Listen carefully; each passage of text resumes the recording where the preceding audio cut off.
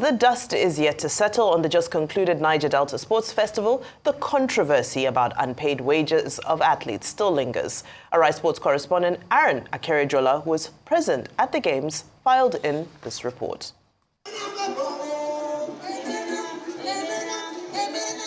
The Niger Delta Sports Festival has come to a remarkable end, a celebration of talent, culture, and unity. The maiden edition was a testament to the boundless potential of the region's youth. Organized with precision and passion, it brought together athletes from across the Niger Delta to compete in an atmosphere of camaraderie and sportsmanship. But amidst the cheers and the triumph, an all too familiar challenge emerged: the Nigerian factor. This time, it came in the form of some team officials and coaches who attempted to disrupt the festival with their self-serving greed. Despite clear assurances from the chairman of the main organizing committee, Alabo Bomayaye, that every athlete will be paid fairly and directly, these officials insisted that payments be routed through their personal account instead. Their actions caused an unnecessary delay, frustration, and confusion. We have provided allowances for all the athletes, officials, and technical officials. Everybody will be paid. In fact, we have the accounting records, so we will make sure that monies are credited to the accounts as at and when due. This competition is being sponsored by NDSF and our partners, and so enough money has been provided for this championship.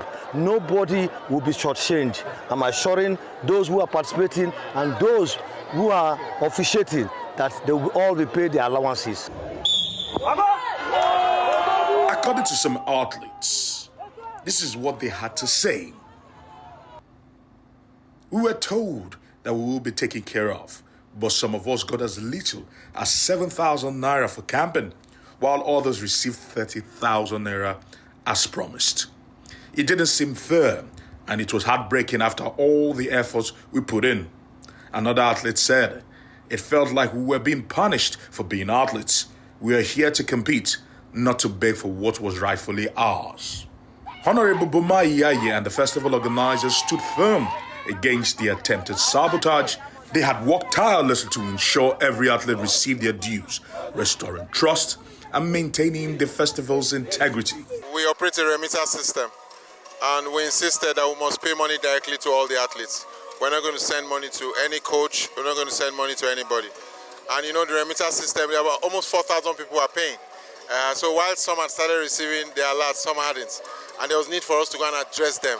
And so myself and the chairman went and addressed them. But we found out in getting there that there were other deeper problems, mostly coming from the states during the camping period. Some of them complained that they were not paid their bonuses and all of that. And we promised them, as we will always do, that we're going to sort out all those issues. And we have given our commitment. We're going to talk to them what happened, want to know what happened, why they were not giving their allowances in the camps while they were camping for the festival. I think we're able to solve all of that. In the face of adversity, the true spirit of the Niger Delta prevailed. While some officials tried to prioritize their greed over the athletes' welfare, the organizers' resolve ensured that the focus remained on the talents and dreams of these young stars.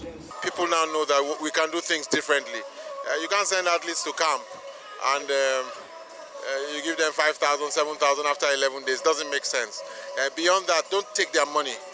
Whatever is allocated to an athlete, give it to him. And that's our position. We want to make sure that whatever NDDC, once they have made, and in any event, that I'm the consultant, brings a lot of integrity to the table. You know, I will not take anybody's funds. And we hope that this is the beginning of many good things. Athletes must be treated right. Athletes must be treated with respect. And that's part of what our agenda is in the sporting world. Great athletes. Our great athletes. Let me use this opportunity to assure you that NDDC is a corporate citizen and will never be involved in any act that will bring the commission to a disrepute. All your allowances have been paid. We don't want to pay through coaches. We don't want to pay through officials. We will pay your allowances to you. And that is why we have collected all your account numbers. Every kobo will be paid to you. No third party. The Niger Delta Sports Festival will be remembered not just for its success, but for the resilience of its participants and unwavering commitment of its organizers. Despite challenges, the festival achieved its goal, uniting the region through sports and inspiring the next generation. Aaron Akirijola, 4 Rise News.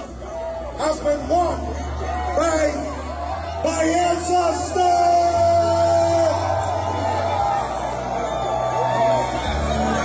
Bayelsa State are the winners of the maiden edition.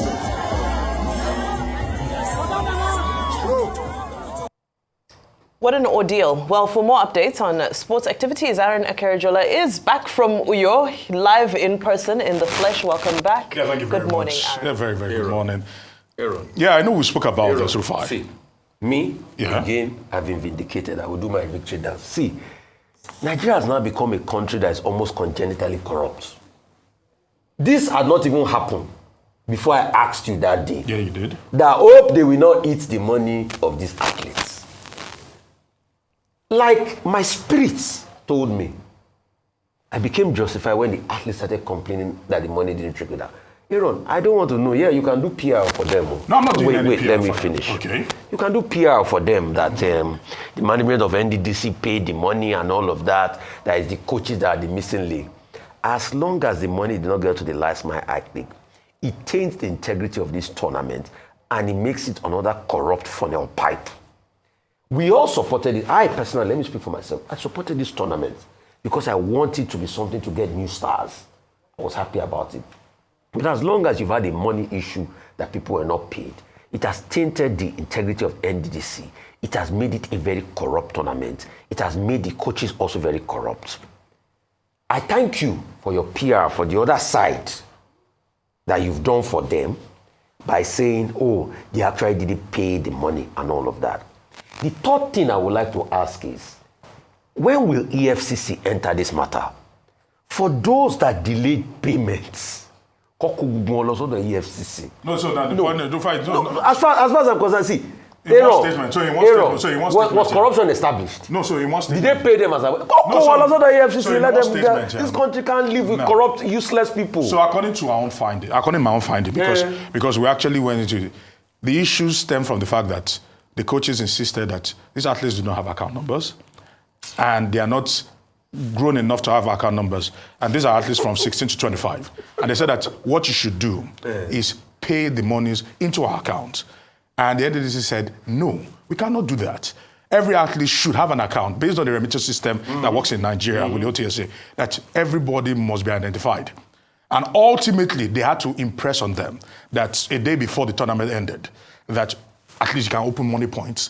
Everybody's that is easily accessible and also OPay to be able to make these things happen. So that ultimately delayed the issue. No, what I heard was also different. I'm giving you, Rufai, I'm giving you. The coaches pinched out of them. The coaches pinched out of the money because what the NDDC did at the beginning of before the tournament started was to give pre-tournament allowances. So did the coaches pinch out of that? Yes. Now the coaches, yes, they did because some people come for 11 days and were paid 7,000. Some people come for 3 days and were paid 30,000. Can you see? But you cannot say now. So that is on the part of the states and their sports commission that decided to do that. Corruption, It's corruption. So let me just quickly chip into this. Aaron, it's unfortunate that the welfare of the athletes who make the tournament comes as an afterthought from the execution, because we know that every other thing, whether it's the logistics, the execution, there's sound systems there's so many other things that come together to make this type of tournament happen. We know that all of those people would have been paid most likely in advance, or at least some sort of deposit payment in advance. So these issues would have been ironed out, or should have been ironed out in advance. Let them know that this is the system we're implementing. Any coach who has a problem with it shouldn't come or should resign, or, you know, I believe these parameters should be written out in black and white before the athletes leave the comfort of their home. Yes, we say 16 to 25, but from 16 to 18, those are still children. And you're sending them out there and they have no means of looking after themselves. And then all of this happens, the athletes already would have suffered. So for me, it's just unfortunate because we continue to see this perennial corruption happening,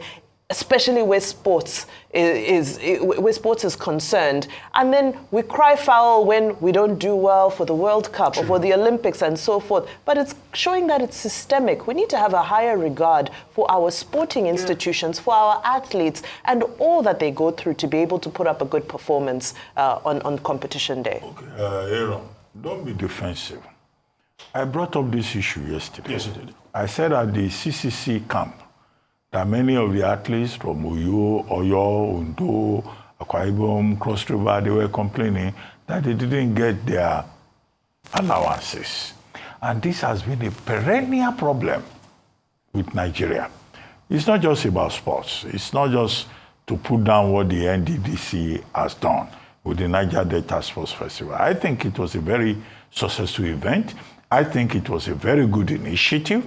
Scouts and coaches that went there were able to identify talents. Yes, they did. And we saw sterling performance from Bayelsa, from Delta, from Edo. Edo came third with 21 gold medals. So in terms of trying to build sports from the grassroots, I think that the event itself was successful in a good venue in Akwa Ibom State, in Uyo. So all of that are the basic positives. But this thing about corruption in Nigeria, the U.S. Trade Representative's Office yesterday only just said, look, the problem with Nigeria in the context of these trade relations with the U.S. and Trump tantrums and tariffs is about corruption in Nigeria.